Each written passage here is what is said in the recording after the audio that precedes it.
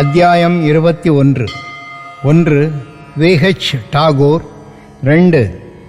அனந்தராவ் பாதன்கர். 3. பண்டரிபுரத்து வக்கீல் ஆகியோரின் கதைகள்.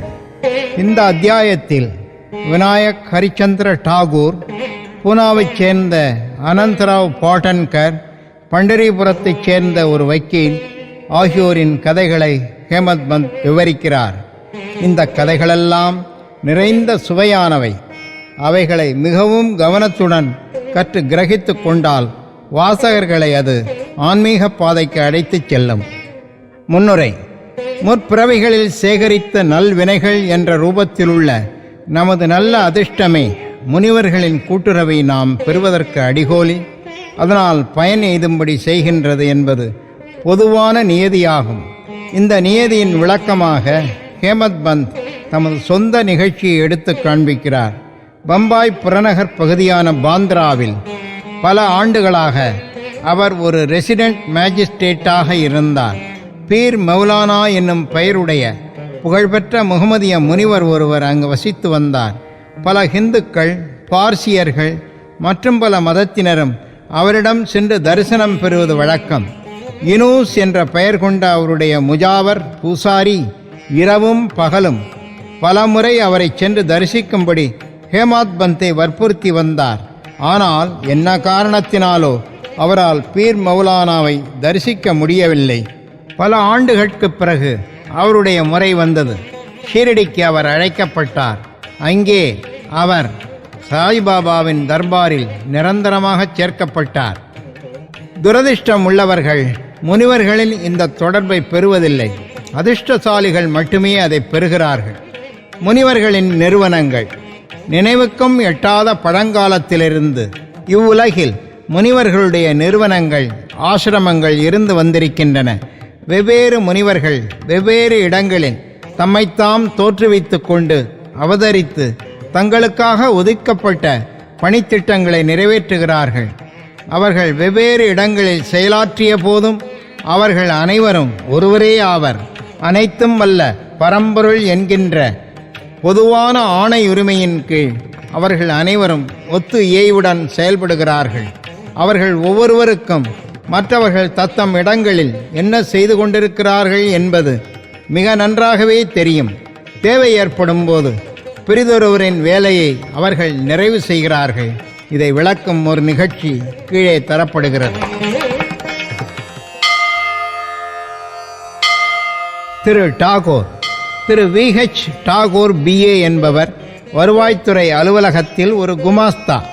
அவர் ஒரு முறை ஒரு சர்வே கோஷ்டியுடன் பெல்காமுக்கு, தெற்கு மகாராஷ்டிரத்துக்கு அருகில் உள்ள வட்காமுக்கு வந்தார்.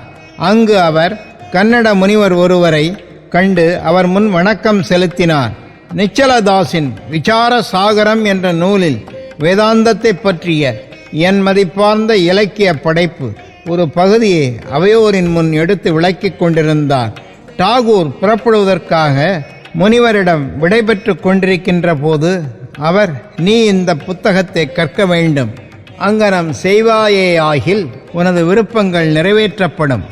எதிர்காலத்தில் உனது அலுவலக கடமைகளின் நிமித்தமாக நீ வடக்கே செல்லும்போது உனது நல்ல அதிர்ஷ்டத்தினால் ஒரு பெரிய முனிவரை காண்பாய். அவர் உனக்கு எதிர்காலத்துக்கு உரிய வழியை காண்பிப்பார். உனது மனதுக்கு ஓய்வு கொடுத்து உன்னை மகிழச் செய்வார் என்று கூறினார். பின்னர் அவர் ஜுன்னாருக்கு மாற்றப்பட்டார். நானேகாட் என்ற நாணே மலைத்தொடரை அவர் கடந்து செல்ல வேண்டியதாயிருந்தது. மலைத்தொடர் மிகவும் செங்குத்தானதாகவும் கடப்பதற்கு இயலாததாகவும் இருந்தது. அதனை கடக்க ஒரு எருமை மாட்டை தவிர வேறு எவ்வித போக்குவரத்து வசதியும் இல்லை. எனவே மலைத்தொடரின் மீது செல்வதற்கு அவர் எருமையின் மீது சவாரி செய்ய வேண்டியதாயிற்று. அது அவரை மிகுந்த அசௌகரியத்துக்கும் வலிக்கும் உட்படுத்தியது. பின்னர் அவர் கல்யாணுக்கு உயர்ந்த பதவியில் மாற்றப்பட்டார். அங்கு அவருக்கு நானாசாஹேப் சந்தோர்காரின் பழக்கம் ஏற்பட்டது. சாய்பாபாவை பற்றி அவரிடமிருந்து நிரம்ப கேள்விப்பட்டிருந்தார். அவரை பார்க்க விரும்பினார். அடுத்த நாள் நானாசாஹேப் ஷிர்டிக்கு செல்ல வேண்டும்.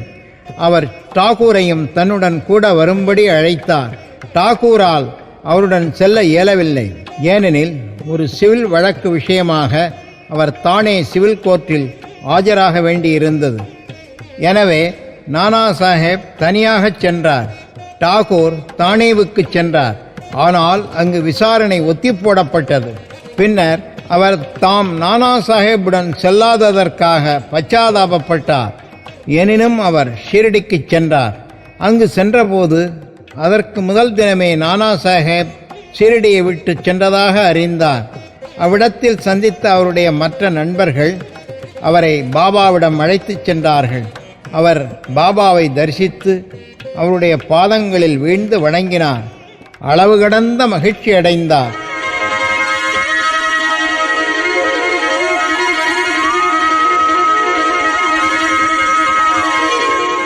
அவர் கண்களில் ஆனந்த கண்ணீர் பொங்கியது. அவர் உடம்பு புல்லரித்தது.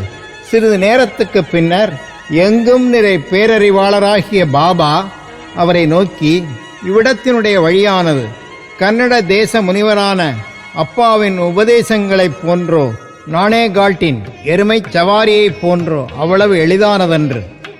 இந்த ஆத்மீக வழியில் அது மிகவும் கடினமானதாகையால் நீர் உமது மிகச்சிறந்த கடுமையான முயற்சியை கைக்கொள்ளுதல் அவசியமாகும் என்று கூறினார்.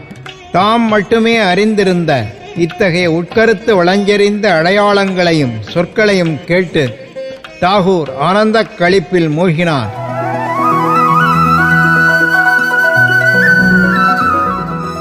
கன்னட தேச முனிவரின் மொழிகள் உண்மையானதை தெரிந்து கொண்டார்.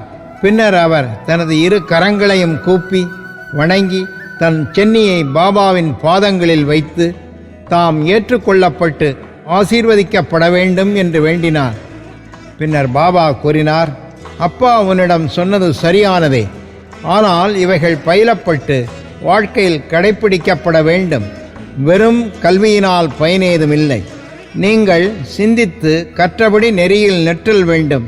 இல்லாவிடில் அவைகளால் ஒரு பலனும் இல்லை. குருவின் அனுக்கிரகமின்றியும் ஆத்மானுபூதியின்றியும் உள்ள வெறும் ஏட்டுப் படிப்பு பயனில்லை.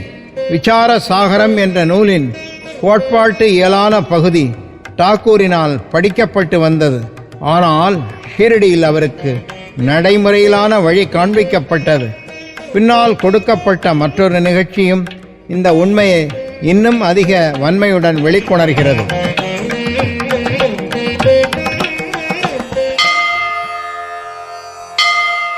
அனந்தராவ் பாட்டன்கர். பூனாவைச் சேர்ந்த அனந்தராவ் பாட்டன்கர் என்னும் பெருந்தகை ஒருவர் பாபாவை காண விரும்பினார். அவர் ஷிரடிக்கு வந்து பாபாவின் தரிசனத்தை பெற்றார். அவரது கண்களின் ஆவல் நிறைவேறின. அவர் மிகவும் ஆனந்தமடைந்தார். பாபாவின் பாதங்களில் வீழ்ந்து உரிய வழிபாட்டை நிகழ்த்திய பின்பு பாபாவிடம், நான் ஏராளமாக படித்திருக்கிறேன். வேதங்கள், வேதாந்தங்கள், உபனிஷதங்கள் இவைகளை பயின்றும் புராணங்களை கேட்டும் இருக்கிறேன்.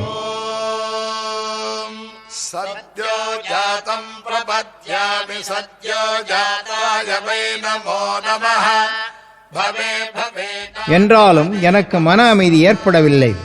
எனவே எனது கல்வி அறிவு யாவும் பயனற்றவை என நினைக்கிறேன். எளிய ஒன்றுமறியாத பக்தியுள்ள மக்கள் என்னைவிடச் சிறந்தவர்கள். மனம் அடங்கினாலன்றி எல்லா நூலறிவும் பயனில்லை. தங்கள் திரு நோக்கினாலும் விளையாட்டான மொழிகளாலும் தாங்கள் எளிதாக எவ்வளவோ மக்களுக்கு மனச்சாந்தி வழங்குகிறீர்கள் என்று நான் பலரிடமிருந்து கேட்டிருக்கிறேன். எனவே நான் இங்கு வந்திருக்கிறேன். தயவுசெய்து என்மேல் இரக்கம் காண்பித்து என்னை ஆசீர்வதித்து அருளுங்கள் என்று கூறினார். இதற்கு பாபா அவருக்கு ஒரு உருவக கதை சொன்னார். 9 லத்தி உருண்டைகளின் கதை. நவவித பக்தி. ஒருமுறை ஒரு சௌதாகர் வணிகன் இவ்விடம் வந்தான். அவன் முன்னால் ஒரு குதிரை இங்கு லத்தி சாணம் இட்டது. 9 உருண்டை லத்தி. வணிகன் தனது ஆர்வத்தில் மனமார்ந்த அக்கறையுடன் வேட்டியின் முனையை விரித்து அந்த 9 உருண்டைகளையும் அதில் சேகரித்தான். அதன் மூலம் அவன் மன ஒருமைப்பாட்டை, மன அமைதியை அடைந்தான்.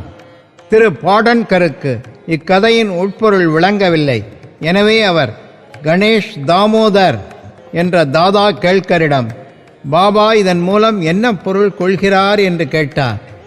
அவர் எனக்கும் பாபா பொருள் கொள்வது சொல்வது அனைத்தும் தெரியாது என்றாலும் அவருடைய தெய்வீக அகத்தூண்டுதலால் நான் தெரிந்து கொண்டதை கூறுகிறேன். குதிரையே கடவுளின் அருள். வெளிப்பட்ட 9 உருண்டைகள் பக்தியின் ரூபங்கள் அல்லது வகைகள். அதாவது 1 சிரவணம், அதாவது கேட்டல். 2 கீர்த்தனை, வேண்டுதல். 3 ஸ்மரணம், நினைவுறுத்திக் கொள்ளுதல். 4 பாத சேவனம், பாதங்களை தஞ்சமடைதல். 5 அர்ச்சனை, பூஜை. 6 நமஸ்காரம், வணங்குதல். 7 தாஸ்யா, சேவை. 8 சக்கியத்வா, நட்பு. 9 ஆத்ம நிவேதனம், தன்னையே இறைவனுக்கு அளித்து விடுதல். இவைகள் பக்தியின் 9 வகையான விதங்கள். இவைகளில் ஏதாகிலும் நம்பிக்கையுடன் பின்பற்றப்பட்டால் பரமாத்மாவாகிய ஹரி மகிழ்வு எய்தி பக்தனின் வீட்டில் தாமே வெளிப்படுவார். எல்லா சாதனைகளும், அதாவது ஜபம், தபம், யோக பயிற்சி, வேத பாராயணம், அவைகளின் வியாக்கியான பேச்சு ஆகியவை யாவும் பக்தியுடன் சேர்ந்திருந்தாலன்றி முழுவதுமாக பயனற்றவையே ஆகும். வேத ஞானம் அல்லது பெரும் ஞானி என்ற புகழ், வெறும் சம்பிரதாயமான பஜனை இவை பயனில்லை. அன்பான பக்தியே தேவைப்படுவதாகும். வணிகனைப் போன்றோ அல்லது உண்மையை தேடும் ஒருவனைப் போன்றோ உங்களை கருதி கொள்ளுங்கள். 9 வகை பக்தியை விளைவிப்பதில் அல்லது சேகரிப்பதில் அவன் கொண்டதை போன்ற கவலையுடனும் ஆர்வத்துடனும் இருங்கள். அப்போது நீங்கள் நிலை உறுதியையும் மனச்சாந்தியையும் எய்துவீர்கள். அடுத்த நாள் பாட்டன்கர் பாபாவை வணங்கச் சென்றபோது பாபா அவரை 9 லத்தி உருண்டைகளையும் சேகரித்தீரா எனக் கேட்டார்.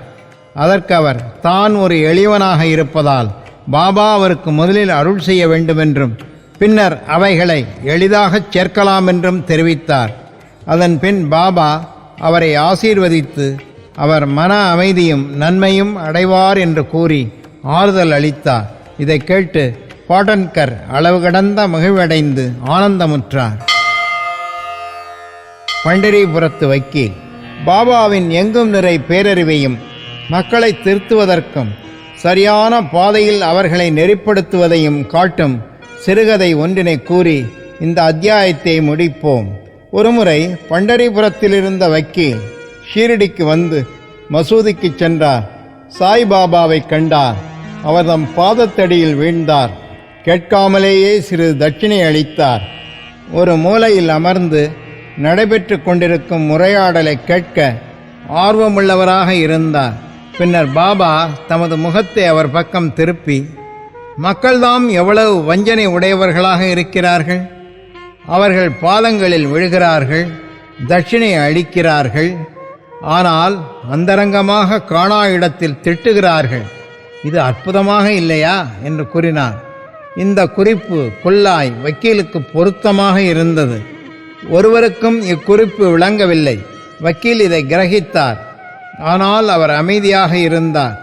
அவர் வாடாவுக்கு திரும்பிய போது வக்கீல் காக்கா சாஹேப் தீட்சத்திடம் சொன்னதாவது, பாபா குறிப்பிட்டது சரிநுட்பமாக உண்மையே ஆகும். இக்கணை என்மேலேயே எய்யப்பட்டது. அதாவது மற்றவர்களை திட்டுவதிலோ அவதூறு பேசுவதிலோ நான் மனம் போன போக்கில் போகக்கூடாது என்ற எனக்குரிய குறிப்பே ஆகும். பண்டரிபுரத்தின் முன்சீஃப் அல்லது சப்ஜட்ஜ் திரு நூல்கர் தமது உடல்நல முன்னேற்றத்தை முன்னிட்டு இவ்விடம் வந்து தங்கியிருந்த போது பண்டரிபுரத்தின் பார் ரூமில் வக்கீல்களின் அறையில் இந்த விஷயத்தை பற்றிய விவாதம் நடந்தது. மற்ற பார் அறைகளில் நடப்பதைப் போன்று சப்ஜட்ஜ் துன்புற்ற வந்த நோய்கள் யாவும் வெறுமே சாய்பாபாவின் பின்னால் போவதால் மட்டும் மருந்துகள் இன்றியே குணப்படுத்தும் வாய்ப்பு சிறிதேனும் உள்ளதா என்றும், சப்ஜட்ஜை போன்ற படித்தவர்கள் இதை போன்ற முறைகளை அனுசரிப்பது சரியா என்றும் சொல்லப்பட்டது அல்லது விவாதிக்கப்பட்டது. சப்ஜட்ஜை போலவே சாய்பாபாவும் அவதூறு பேசப்பட்டார் அல்லது குறை கூறப்பெற்றார். நானும் இந்த விஷயத்தில் கொஞ்சம் பங்கு கொண்டேன். இப்போது சாய்பாபா எனது ஒழுங்கினத்தை எடுத்து காட்டினார். இது எனக்குரிய கண்டனமாகாது, ஆனால் ஒரு சகாயமாகும், ஒரு உபதேசமாகும். அதாவது நான் பிறரை தூற்றுவது, துஷ்பிரச்சாரம் செய்வது, இவற்றில் தன்னிச்சையுடன் செயல்படக்கூடாது என்பது பற்றியும், அனாவசியமாக பிறர் காரியங்களில் தலையிடக்கூடாது என்பது பற்றியுமாகும். ஷீரடி பண்டரிபுரத்திலிருந்து 300 மைல் தூரத்தில் இருக்கிறது. எனினும் அங்குள்ள பார் அறையில் என்ன நிகழ்ந்தது என்பதை பாபா தமது எங்கும் நிறை பேரறிவால் அறிந்திருந்தார். இடையில் உள்ள இடங்கள், ஆறுகள், காடுகள், மலைகள் யாவும் அவர்தம் அனைத்தையும் உணரும் பார்வைக்கு தடை செய்வன அல்ல. அவர் எல்லோருடைய இதயங்களையும் பார்க்க முடியும், படிக்க முடியும். எதுவும் அவருக்கு இரகசியமோ மறைக்கப்பட்டதோ அன்று. அண்மையிலோ செய்மையிலோ உள்ள ஒவ்வொன்றும் பட்ட பகலொளியைப் போன்று தெளிவாகவும் சுத்தமாகவும் அவருக்கு தெரியும். ஒரு மனிதன் பக்கத்தில் இருந்தாலும் தூரத்தில் இருந்தாலும் அவன் சாய்பாபாவின் எங்கும் நிறை கூர்த்த பார்வையிலிருந்து தப்ப முடியாது. இதிலிருந்து மற்றவர்களை பற்றி தூஷணையாக பேசக்கூடாது என்றும் தேவையில்லாமல் மற்றவர்களை குறை கூறக்கூடாது என்றும் வக்கீல் அறிந்து கொண்டார். இவ்வாறாக அவர்தம் கெட்ட குணம் முழுவதுமாக மறைந்து நல்வழிக்கு திருப்பப்பட்டார். இக்கதை வக்கீலுக்கே என்றாலும் அனைவருக்கும் இது பொருந்துவதேயாகும். அனைவரும் இந்த நியதியை உள்ளத்தில் கொண்டு அதனால் வரும் பயனை அடைய வேண்டும். சாய்பாபாவின் பெருமை ஆழங்காண இயலாதது. அவ்வாறே அவர்தம் அற்புதமான லீலைகளுமாகும். அவர்தம் வாழ்க்கையும் அங்கனமே ஆகும். ஏனெனில் அவரே பரபிரம்ம அவதாரமாவார். ஸ்ரீ சாயை பணிக.